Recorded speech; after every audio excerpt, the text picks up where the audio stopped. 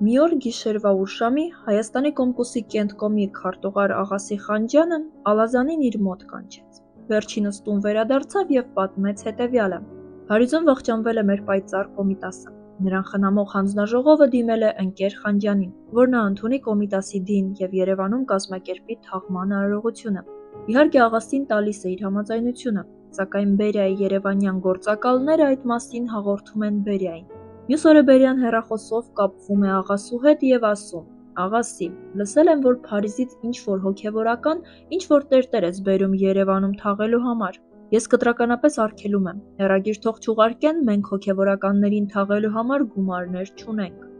Այս դեպքից Աղասին անսահման հուզվել ու վրդովվել է, անհարմար է զգում հեռագիր տալ, ուստի ինձ խնդրեց, որ ես այդ անեմ: Ես ցավով նրա խնդրանքը կատարեցի, բայց տա Աստված, որ հեռագիրս ուշ տեղ հասնի և Կոմիտասի դին ետ չուղարկեն: Խեղճ Աղասի, դու տեսնում ես Մարո ջան, թե ինչպիսի պայմաններում է աշխատում այդ պայծառ մարդը: Մյուս օրը Ալազանը Կենտկոմ է գնում իմանալու հեռագրի պատասխանի մասին: Խանջյանը ուրախ նրան ցույց է տալիս մի հեռագիր հետևյալ բովանդակությամբ. «Նավը 3 օր է դուրս է եկել Մարսելից և գտնվում է Միջերկրական ծովում, ետ դարձնել չեն կարող, Կոմիտասին խնամող հանձնաժողով»: Այդ շատ լավ եղավ, ասում է Ալազանը: Լավ է Ալազան ջան, բայց ցավալին այն է, որ Կոմիտասին ներկայացնում են իբրև ինչ-որ տերտեր, ասում է Խանջյանը վրդովված: Այս դեպքից 1 թե 2 օր հետո մեր տուն եկավ Չարենցը և ասաց. «Այ տղա Ալազան, մի պազոռնի բան եմ լսել, բայց ականջներիս չեմ հավատում: Ասում են, որ Փարիզից հեռագրել են աղասուն, որ նա Կոմիտասի դիակը ընդունի և Երևանում թաղի: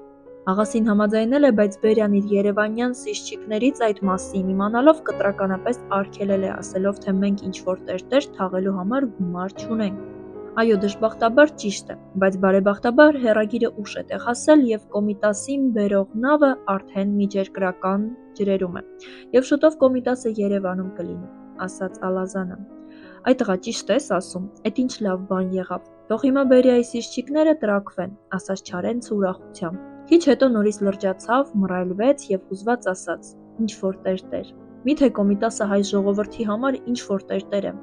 ողորմելիներ, տգետներ, թու ձեր երեսին, անամոթներ: Վայ քեզ հայ ժողովուրդ, որ քո երկրի ու կուլտուրայի ղեկավարները դրանք են: Մարո ջան, մի կոնյակ բեր խմենք Կոմիտասի հաղթանակի և հիշատակի կենացը»: Թեև Չարենցը Կոմիտասի հաղթանակի կենացը խմեց, բայց էլի մնաց նույն խռովահույսը: Փողոցում ում որ հանդիպում ասում էր ինչ-որ տերտեր: Վերջապես Կոմիտասի դին հասավ Երևան: Կազմվեց նրան ընդունող և թաղող հանձնաժողով, որի կազմում ընդգրկված էին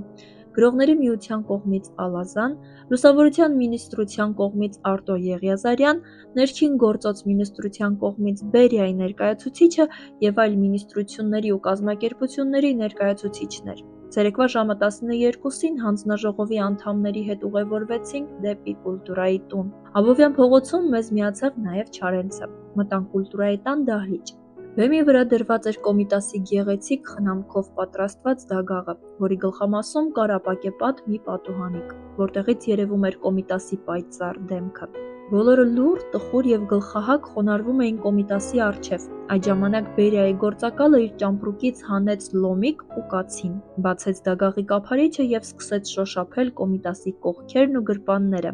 Այս արարքը բոլորին սաստիկ հուզեց և զայրացրեց: Չարենցը հուզմունքից իրեն զսպել չկարողացավ և ուղղակի գոռալով ասաց. «Մի բան գտաք անամոթներ, խայտառակներ, մեռելին անգամ հանգիստ չեք թողնում, թու ձեր նամուսին»: Ապա համարյա իրեն կորցրած օրորվելով ինքն իրեն հետ խոսելով դուրս եկավ դահլիճից: Նրան հետևեցին նաև հանձնաժողովի անդամները, Կոմիտասի հետ թողնելով միայն Բերիայի ներկայացուցչին: Մյուս օրը Ալազանը գնում է Կենտկոմ և Խանջյանին պատմում այդ խայտառակ արարքի մասին: Խանջյանը անսահման հուզվում է, մի պահ լռում, ապա Ալազանին դառնալով ասում է.